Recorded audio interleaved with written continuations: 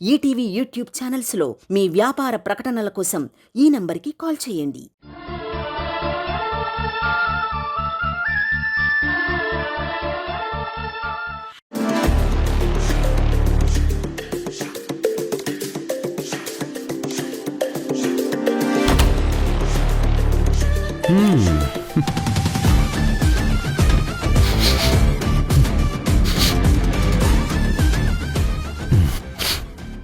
ఎక్కడో కాలుతున్నట్టుంది పాపం.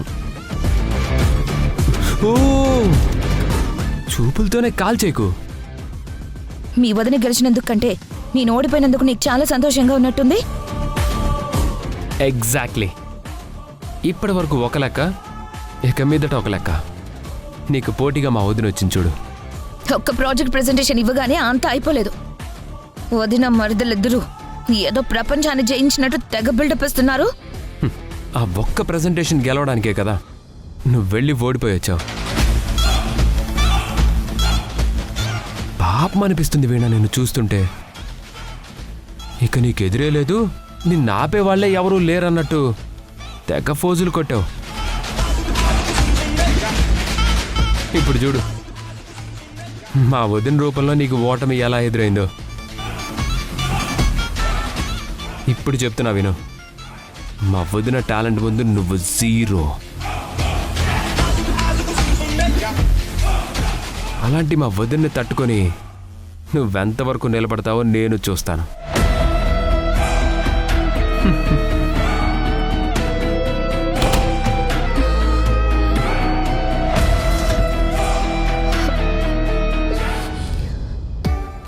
నిజంగా ఇవాళ నాకు చాలా సంతోషంగా ఉంది వేద.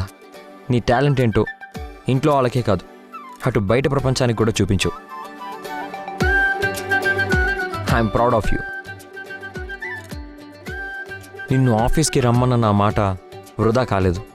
కంపెనీకి ఇంత ప్రెస్టీజియస్ ప్రాజెక్ట్ తెచ్చినందుకు డాడీ కూడా చాలా సంతోషంగా ఉన్నారు. So happy for you. నీ హెల్ప్ లేకపోయి ఉంటే నేను ఇది సాధించేదాన్ని కాదు శ్రీ. నిజానికి ఈ క్రెడిట్లో నీకు భాగం ఉంది. లేదు వేద, ఇది కంప్లీట్లీ నీ సక్సెస్.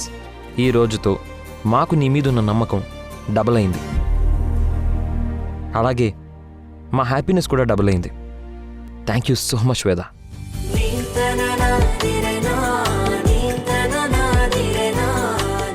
నేనే నీకు థ్యాంక్స్ చెప్పాలి శ్రీ.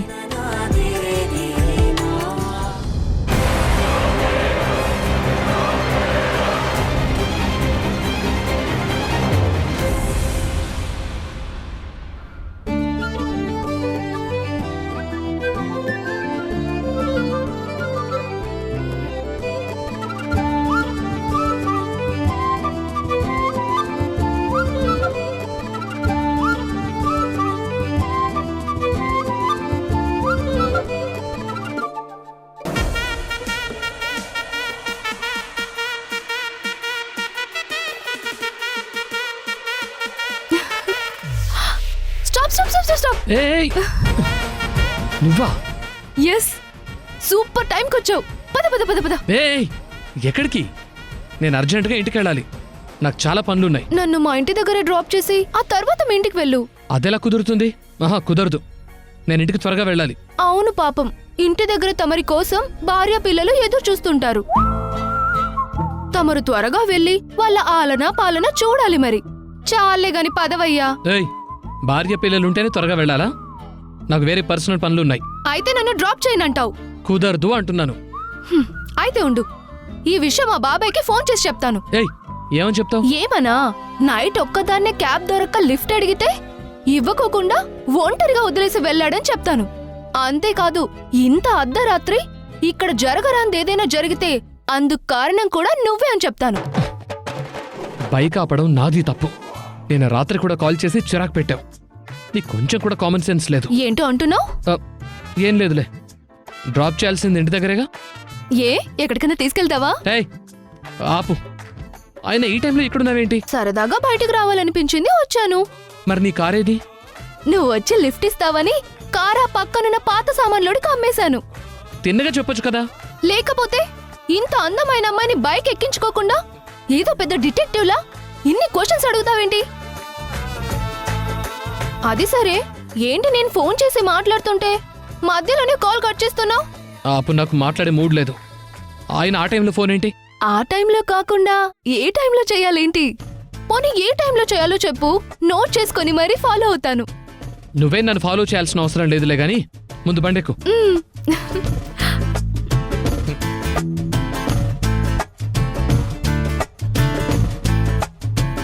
Distance distance.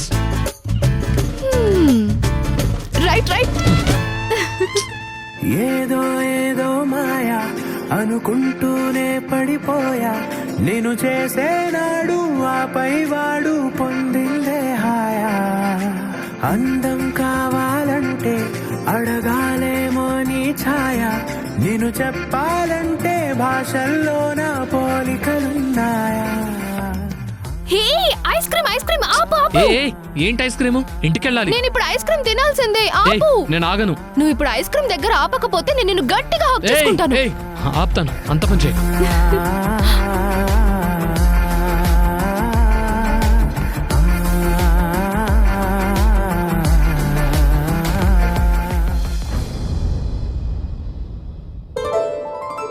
హలో, దిగు. ఎక్కడికి? రావయ్యా బాబు. ఏయ్, ఏయ్, అరే ఎక్కడికి? భయ్యా, ఏం ఐస్ క్రీమ్స్ ఉన్నాయి?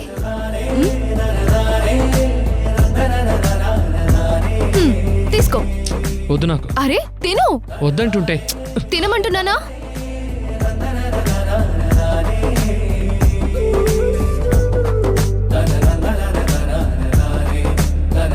భయ్యా, వీటికి డబ్బులు నా బాయ్ ఫ్రెండ్ ఇస్తాడు, తీసుకో. ఏయ్, ఏం చెప్పావు తనకి? నేనేం చెప్పాను? డబ్బులు నా ఫ్రెండ్ ఇస్తాడని చెప్పాను. ఓ, అవును, నువ్వు లవ్ మూవీస్ చూస్తావా? చూడు. కానీ నేను చూస్తాను, చాలా ఇష్టం నాకు. మరీ ముఖ్యంగా వన్ సైడ్ లవ్ స్టోరీస్ అంటే ఇంకా ఇష్టం.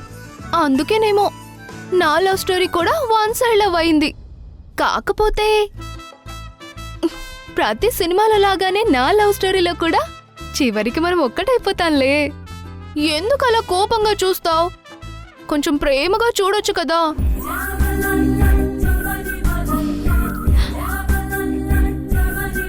ఓయ్, ప్రేమించుకుందామా మనం? అలా ఇలా కాదు. నువ్వు ఓకే అంటే ఒక రోమియో జూలియట్, ఒక లైలా మజ్ను, ఒక సలీ మనార్కలి అలా చరిత్రలో మిగిలిపోయేలా ప్రేమించుకుందాం. ఏమంటావ్? నీకు తెలియదేమో, అవన్నీ ట్రాజెడీ స్టోరీస్. ఒక్క లవ్ స్టోరీ కూడా సక్సెస్ కాలేదు. ఆ టాపిక్ వదిలే. అయితే ఇంకా సూపర్. మనం సక్సెస్ చేసుకొని చరిత్రని తిరగరాద్దాం. ముందు వదులు. కోపంలో కూడా నువ్వు భలే క్యూట్ గా ఉంటావురా. నీకేమైనా పిచ్చా? ఏదో పెద్దిరెడ్డి అంకుల్ అమ్మాయి కదా అని ఫోన్లే పాపం ఊరుకుంటుంటే ఓవర్ చేస్తున్నావేంటి? అట్లుంటది మనతోని. ఇప్పుడేం చూసా, రేపు మన పెళ్ళవని ఇంతకు 10 ఇంతలు చూస్తావు. హోయ్, భయపడ్డావా? అలా ఏం చెయ్యనులే, కానీ ఒక్కటి చేస్తాను. ఏంటి? తిను ఏయ్, తిను.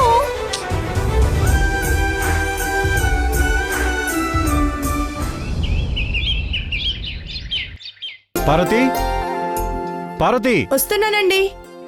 శ్రీ, వేద, అందరూ రండి.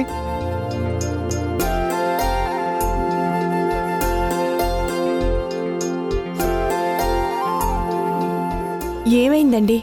అందరినీ పిలిచారేంటి? నీకు ఈ మధ్య మతిమరుపు బాగా ఎక్కువైపోయింది పార్వతి. ఏది గుర్తుండట్లేదు.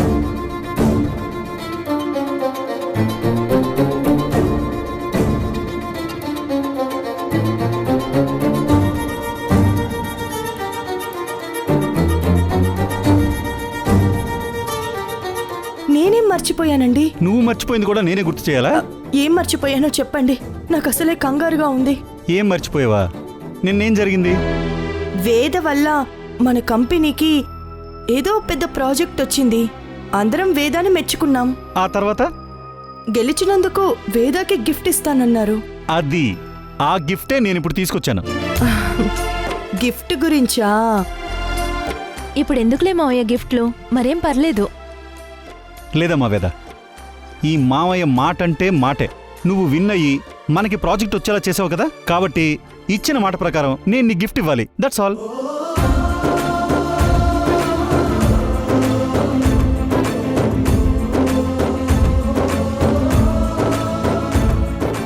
కాకపోతే చిన్న చేంజ్ ఏంటంటే గిఫ్ట్ తీసుకొచ్చింది నేనైనా ఇచ్చేది మాత్రం మీ అత్తయ్య. బా ముందు గిఫ్ట్ ఏంటో చెప్పి ఇవ్వండి. ఇందాక నుంచి గిఫ్ట్ గిఫ్ట్ అంటున్నారు తప్ప ఆ గిఫ్ట్ ఏంటో మాత్రం చెప్పడం లేదు.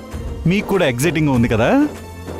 ఇప్పుడు మీరు ఆ గిఫ్ట్ చూస్తే మెస్మరైజ్ అయిపోతారు. మీ గిఫ్ట్ మీరు ఇచ్చుకోండి, నా వంట నేను చేసుకుంటాను. నన్ను పార్వతి వెళ్ళనివ్వండి. ఒక్క నిమిషం ఉండు. అయితే గిఫ్ట్ ఏంటో త్వరగా చూపించండి. ఓకే.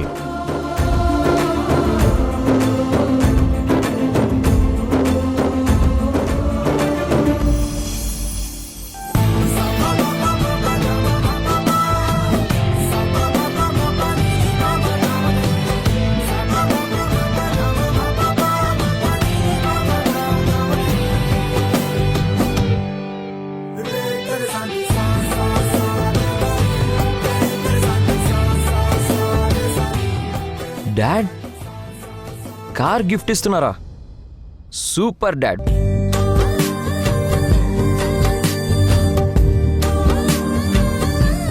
కంగ్రాచులేషన్స్ వదినా.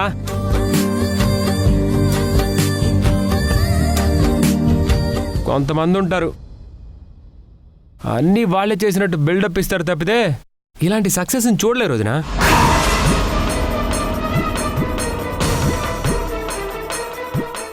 అలా బిల్డప్ కొట్టే వాళ్ళకి ఇవాళ అనేది మాత్రమే ఉంటుంది, రేపు అనేది ఉండదు.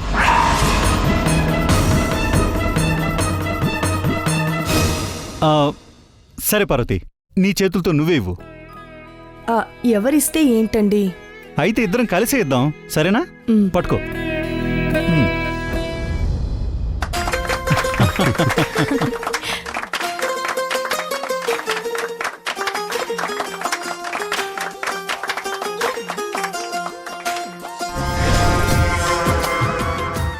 థ్యాంక్ యూ సో మచ్ మావయ్య.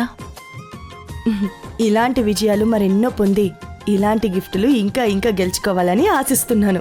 థ్యాంక్ యూ అత్తయ్య. ఇదేం చూసావు పార్వతి, రేపు కంపెనీ సిల్వర్ జూబ్లీ ఫంక్షన్లోగా ఇద్దరి కోడల్లో ఎవరైతే ఈ ఇంటికి వారసుని ఇవ్వబోతున్నాం అనే మాట చెప్తారో వాళ్ళకి ఏకంగా కంపెనీయే రాసిస్తాను. చెప్పాను కదా ఆల్రెడీ, ఈ మాటను కూడా నిలబెట్టుకుంటాను.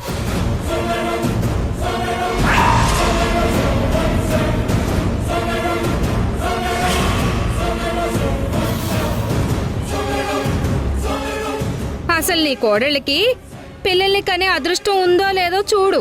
నా మొహమ్మండ. భాగ్యం,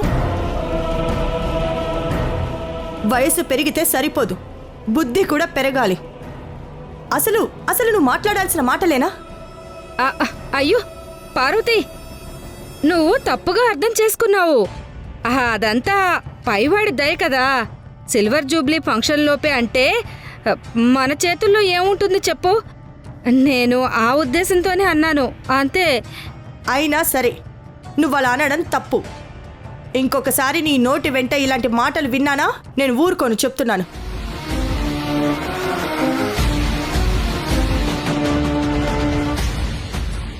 నా కోడళ్ళిద్దరూ తొందరలోనే ఈ ఇంటి పేరు నిలబెట్టే వారసుల్ని ఇస్తారు, అంతే.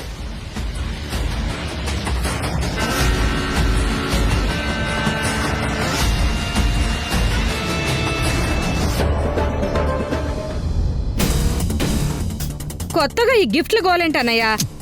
ఏం చేయను మరి, అక్కడున్న సరస్వతిని ఇంటికి రప్పించాలంటే ఇక్కడున్న పార్వతిని నమ్మించాలి, సంతోష పెట్టాలి. తప్పదు.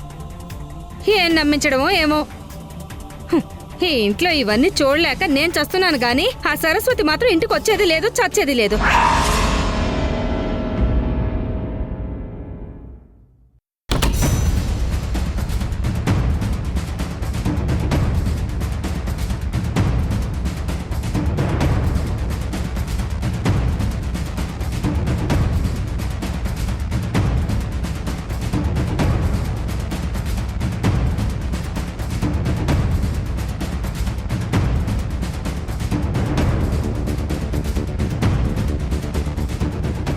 ఇదేం చూసావు పార్వతి, రేపు కంపెనీ సిల్వర్ జూబ్లీ ఫంక్షన్లోగా ఇద్దరి కోడల్లో ఎవరైతే ఈ ఇంటికి వారసుని ఇవ్వబోతున్నాం అనే మాట చెప్తారో వాళ్ళకి ఏకంగా కంపెనీయే రాసిస్తాను. చెప్పాను కదా ఆల్రెడీ. ఈ మాటను కూడా నిలబెట్టుకుంటాను.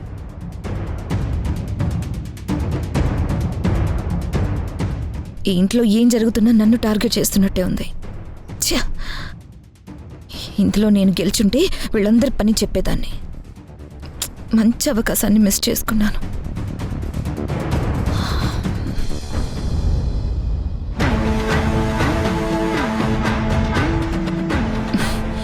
ప్రతిసారి దీని ఎంట్రీలు ఎక్కువైపోయాయి. ఇప్పుడు ఇది చెప్పే సొల్లంతా చచ్చినట్టు వినాలి.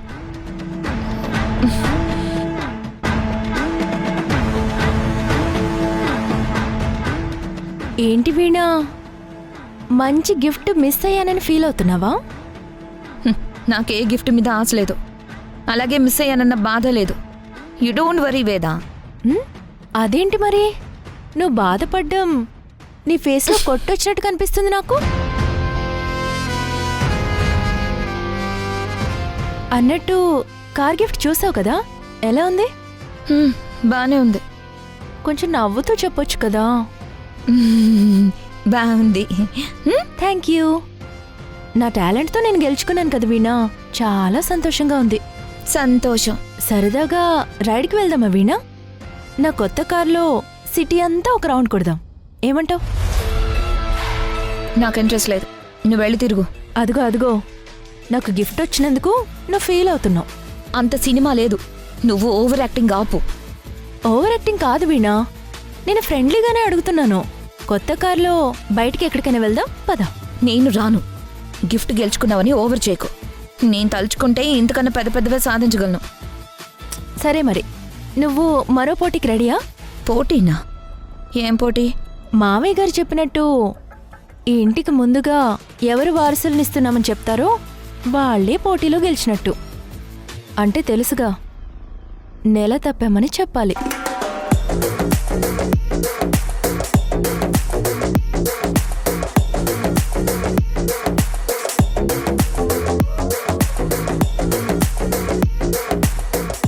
చెప్పు వీణా, నాతో పోటీపడి నువ్వు గెలిచి మామయ్య గారిస్తానన్న కంపెనీని నువ్వే తీసుకో.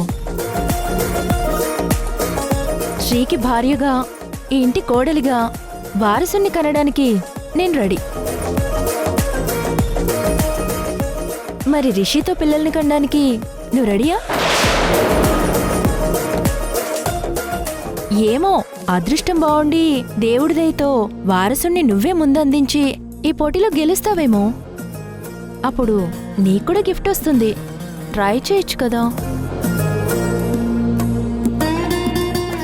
ఓ మర్చిపోయాను, పిల్లలు పుట్టాలంటే ముందు నువ్వు రిషితో కాపురం చేయాలి కదా. నీకది సాధ్యం కాదుగా. ఎలా మరి? నువ్వే విషయంలో అయినా నాతో పోటీ పడతావేమో గాని పిల్లల విషయంలో నాతో పోటీ పడలేవు కదా. అలాంటప్పుడు నువ్వు నాకు పోటీ ఏంటి చెప్పు? నువ్వు అసలు నాకు పోటీయే కాదు. లేదు, పోటీ పడతానంటావా? నువ్వు రిషితో కాపురం చేయాలి. ఎలాంటి నిర్ణయం తీసుకుంటావో ఏమో, పాపం.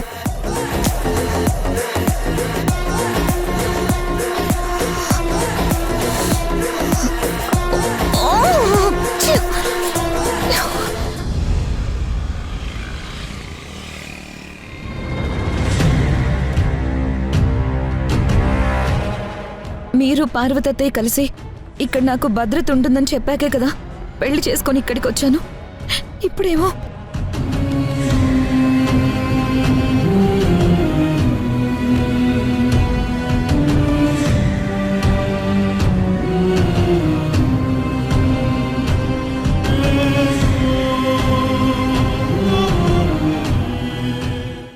ఆ ఇంటికెళ్ళొచ్చిన తర్వాత వీణ గాని పార్వతి గాని ఎవ్వరూ ఫోన్ చేయలేదంటే వీణ విషయంలో ఇప్పుడక్కడే సమస్య లేనట్టే ఉంది.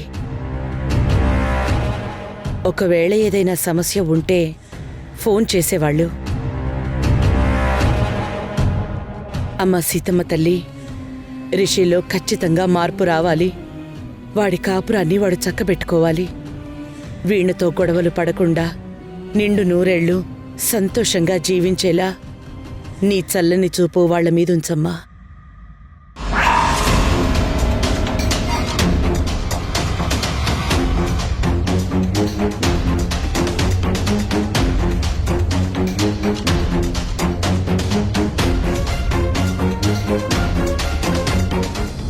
నువ్వా?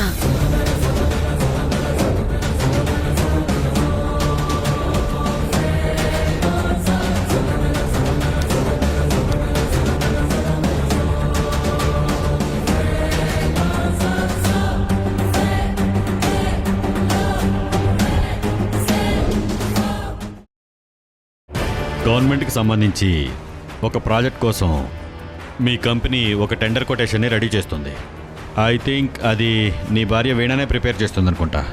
అవును, అయితే ఆ టెండర్ కొటేషన్ ఫైల్ని నువ్వు లీక్ చేయాలి రిషి. అలా చేస్తే ఆ నెక్స్ట్ మినిట్లోనే నేను ఇస్తానన్న 10 లక్షలు నీ అకౌంట్లో ఉంటాయి.